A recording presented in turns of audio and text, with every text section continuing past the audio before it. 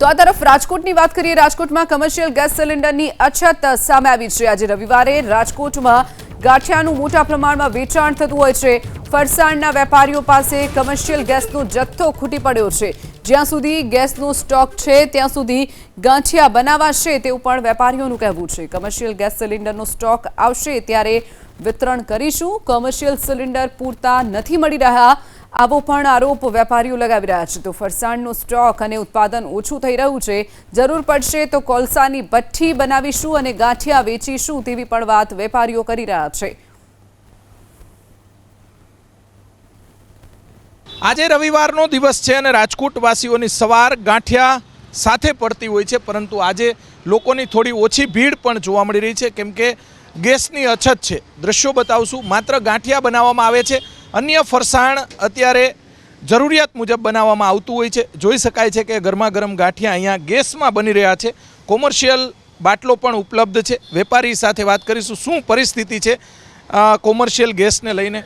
શું પરિસ્થિતિ છે અત્યારે કોમર્શિયલ ગેસમાં? એવું છે કે અત્યારે જ્યાં લગી બાટલા એજન્સી એમ કે હવે બાટલા છે ને જ્યાં સુધી છે એટલે વાપરો તે છે, બાકી હવે બાટલા આવશે। ફાફડા લાઈવ વસ્તુ છે, ફાફડા સમોસા કચોરી એ ગેસ બંધ થઈ જાય એટલે કોલસા ઉપર કરવાનું એ ગણતરી હતી। બરોબર, પછી કોલસા ઉપર કરવું? કોલસા ઉપર જ કરવું પડશે, એનું કારણ બાટલા હવે પૂરું થવાનું છે નહીં સ્ટોક।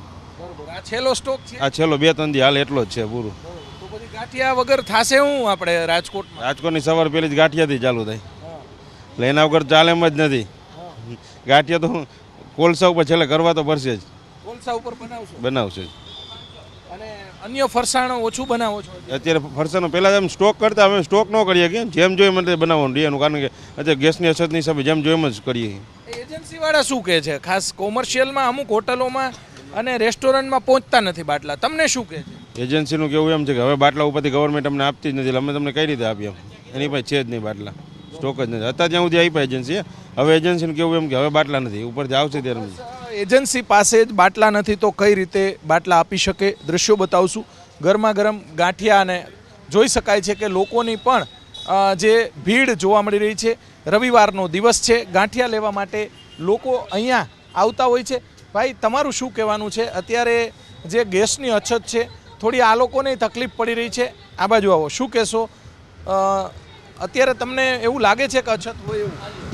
ના, હાલ તો એવું કંઈ લાગતું નથી, પણ આગળના સમયમાં થઈ શકે એવું છે। દાદા, તમે શું કહેશો? ગેસની અછતને લઈને અમુક ફરસાણ બંધ થયું છે, ગાંઠિયા મળે છે?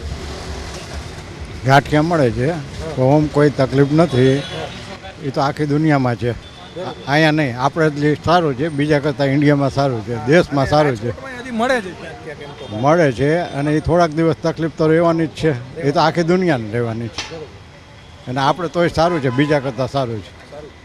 સરસ, જે અનુભવી સિનિયર સિટીઝન છે તેમને ખૂબ સરસ વાત કરી છે। દ્રશ્યો બતાવશું। રાજકોટની અંદર જે ગરમા ગરમ ગાંઠિયા લેવા માટે લોકો આવી પહોંચતા હોય છે। ગેસની અછત, કોમર્શિયલ બાટલાઓની અછત અત્યારે જોવા મળી રહી છે। થોડી અછત છે, પરંતુ આવનારા દિવસોની અંદર સ્થિતિ જો યુદ્ધ ધીમું પડશે તો સ્થિતિ ફરીથી હતી એમને એમ થઈ જશે। લોકોએ પેનિક થવાની જરૂર નથી। રાજકોટની અમુક હોટલ રેસ્ટોરન્ટ છે ત્યાં બાટલા ઓછા આવી રહ્યા છે। જે ફરસાણ છે તેનું ઉત્પાદનમાં પણ લોકોએ ઘટાડો કર્યો છે। વેપારીઓએ ખાસ કરીને આવનારા દિવસોની અંદર થોડી વેપારીઓમાં ચિંતા છે, પરંતુ અત્યારે વેપારીઓ પાસે થોડો ઘણો જથ્થો છે। કેમેરામેન શુભ આશિયાની સાથે પરાક્રમસિંહ જાડેજા, એબીપી અસ્મિતા, રાજકોટ। સુરત કમર્શિયલ ગેસની અછતની અસર જોવા મળી છે। રેસ્ટોરન્ટના માલિકોએ ભાવમાં વધારો કર્યો છે। દરેક થાળી ઉપર 10 રૂપિયાનો વધારો કરવામાં આવ્યો છે। ₹70માં મળતા છોલે ભટુરેના 80 થઈ ગયા છે। રાજમા ચાવલના ભાવ 50થી વધારી 60 રૂપિયા કરાયા છે। પંજાબી થાળીના ભાવ 50 રૂપિયાથી વધારી 60 રૂપિયા કરાયા છે। રેસ્ટોરન્ટના સંચાલક લાકડા વાપરવા માટે મજબૂર બન્યા છે। લાકડાની ભઠ્ઠી પર અત્યારે રેસ્ટોરન્ટો ચાલી રહ્યા છે। લાકડાના ભાવમાં પણ વધારો થયો છે। 15 રૂપિયા કિલોએ મળતા લાકડાના ભાવ અત્યારે 25 રૂપિયા પર પહોંચ્યા છે।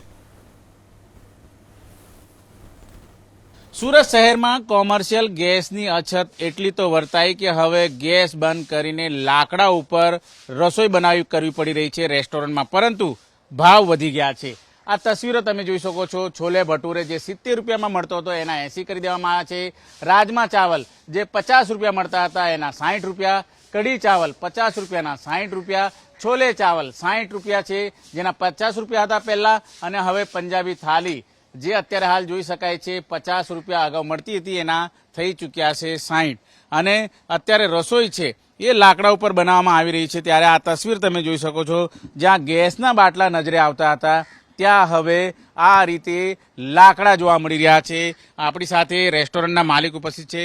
आप बताइए कितनी दिक्कत आ रही है, क्या कुछ माहौल है और क्यों भाव बढ़ाना पड़ा है? दिक्कत ही दिक्कत है, ना ब्लैक पे मिल रहे हैं ना सिलेंडर मिल रहे हैं। भाव मजबूरी में लकड़े पे खाना बनाएंगे, जो काम 2 घंटे में होता है वो अब 4 घंटे में होता है। अब गरीब आदमी है वो तो खाएगा ना, 50 के 60 करने पड़ेंगे। लकड़ा है, अब लकड़ा भी महंगा हो गया। पहले 15 रुपए किलो आता था, वो भी 25 रुपए किलो हो गया।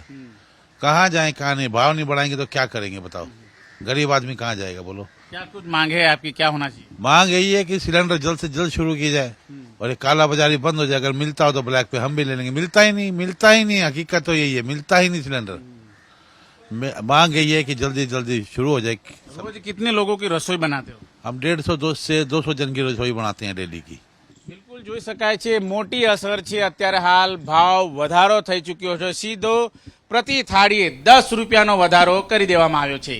કેમેરામેન રાકેશ પાનવાલા સાથે ધનરાજ બાગલે, એબીપી અસ્મિતા, સુરત.